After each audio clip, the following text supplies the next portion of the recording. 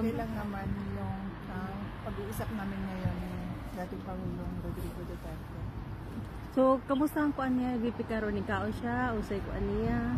Yes.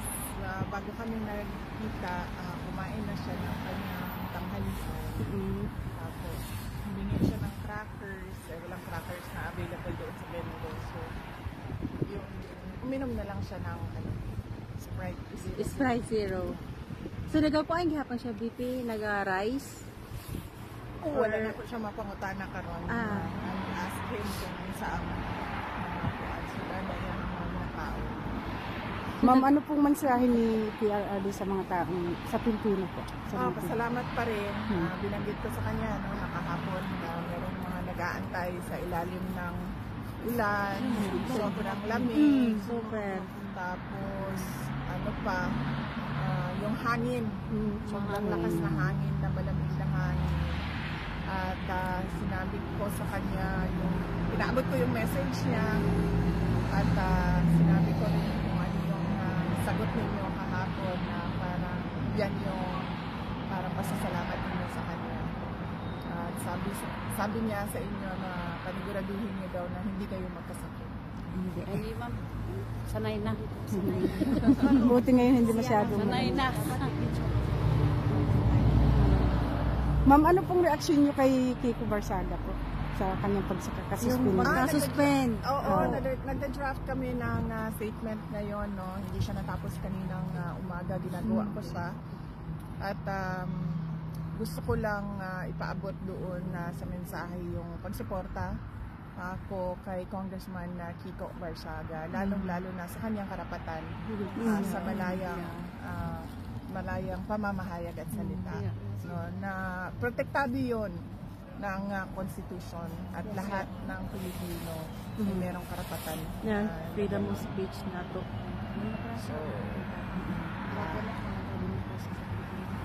yes, oo.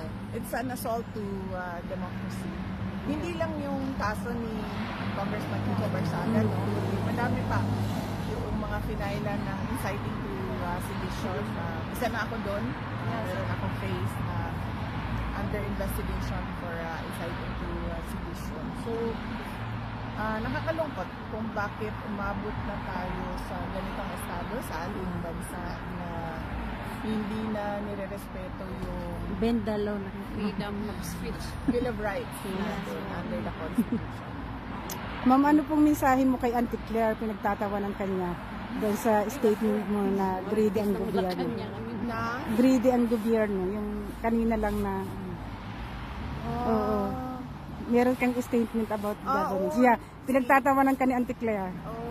Wala na ako. Yan na sinasabi ko lagi, no, na wag na natin i-carry kung ano yung sinasabi niya. Kasi unang-una, wala naman siyang maayos na sinasabi. Nakakabobo ng tao yung kanya sinasabi. At saka pangalawa, nagdadala yun ng kahihiyan. Lalong-lalo na kapag nagsasalita siya na nandun yung seal ng Office of the President. Kasi nakikita yun ng buong mundo. So, nakakadala yun ng kahihiyan bilang mga Pilipino. Kaya ang mas maganda dyan, huwag pansinin para hindi umabot yung balita kung saan. Ma'am, may mensahe po kayo kay Atty. Harry Roque?